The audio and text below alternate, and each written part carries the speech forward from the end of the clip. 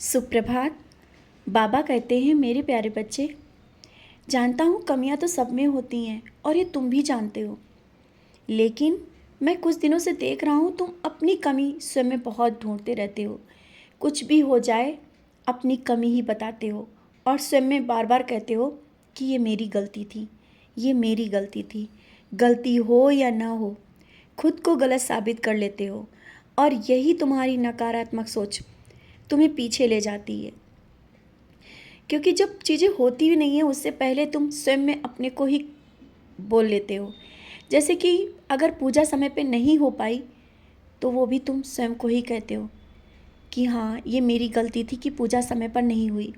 हाँ, ये समय पर नहीं हो पाया, ये मेरी गलती थी। लेकिन कभी कभी कुछ परिस्थितियाँ ऐसी होती हैं जो मैं करा रहा होता हूँ और वो परिस्थितियों के अनुसार कार्य हो रहे होते हैं। लेकिन स्वयं को इतना नकारात्मक मत सोचो, तुम ना कहीं गलत हो ना होगे। और समय के साथ कुछ चीज़ें ऐसी हो रही हैं जो तुम्हें लगता है कि तुमने गलत किया है, तुम्हारी वजह से हुआ है, तुम ऐसा करते तो शायद सही हो जाता। नहीं, अपने मन की इन सोच को निकाल दो, अपने इस विचार को निकाल दो। ना ही तुम्हारी वजह से कुछ गलत हुआ है और ना होगा। तुम्हारी वजह से सब कुछ सही होता ज़रूर चला जाएगा। तुमने अपने भक्ति और विश्वास से घर और परिवार को एक किया है, बिखरे हुए रिश्ते एक हो रहे हैं। ये तुम्हारी गलती नहीं है। ये तुम मत सोचो कि ये सब कैसे हो रहा है, ये सब तुम्हारी वजह से हो रहा है। क्योंकि तुम देखना चाहते हो ना कि घर और परिवार एक साथ मिल के रहे और हर पल मुझसे दुआएं मांगते रहते हो कि बाबा सब कुछ सही हो जाए। तो हाँ, सब कुछ सही हो रहा है और तुम कहाँ गलत हो ये मैं तुमसे समझा रहा हूँ। तुम कहीं गलत नहीं हो। बार बार ये मत सोचो, किसी ने कुछ कह दिया उसमें भी तुम स्वयं को गलत ठहरा लेते हो। अपने मन से नकारात्मक सोच को निकालो, तुम सही हो। बस हमेशा इतना याद रखना, क्योंकि तुम्हारे दिल से निकली हुई आवाज़ कभी गलत नहीं हो सकती है। कभी भी जो तुम सोचते हो या करते हो गलत तो तुम कर ही नहीं सकते हो, क्योंकि मैं तुम्हारे हृदय में बैठा हूँ। जब तुम एक छोटे से जीव को दुखी नहीं देख पाते हो तो तुम किसी को क्यों दुख दोगे। इतना हमेशा याद रखना, तुम जो कर रहे हो वो सही है।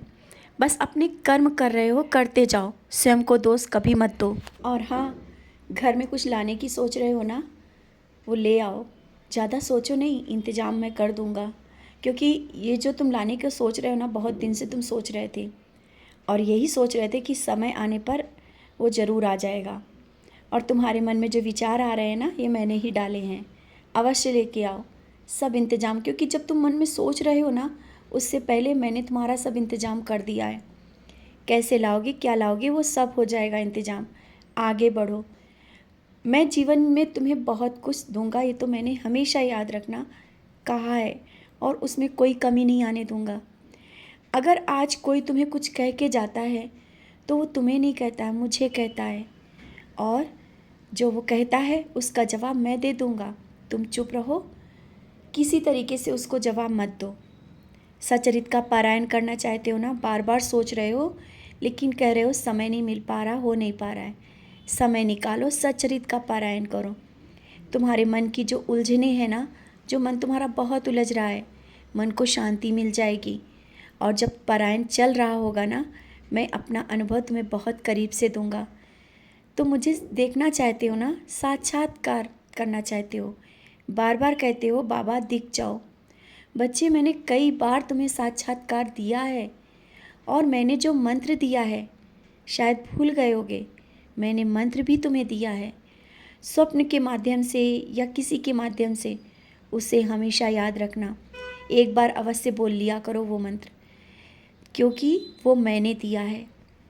स्वप्न के माध्यम से, ध्यान के माध्यम से एक बार उस मंत्र को करना थोड़ा शुरू करो, देखो सब चीज़ें धीरे धीरे सही हो जाएंगी। अगर वो मंत्र नहीं याद है ना, तो सचरित का पारायण शुरू करो। सचरित के पारायण से बहुत कुछ चीज़ें, तुम्हारे मन को जो शांति मिलेगी और जो उलझी हुई चीज़ें हैं, जो तुम्हारे मन में उलझन है, छोटी छोटी चीज़ों को लेके जो उलझते हो, सब सही हो जाएगा।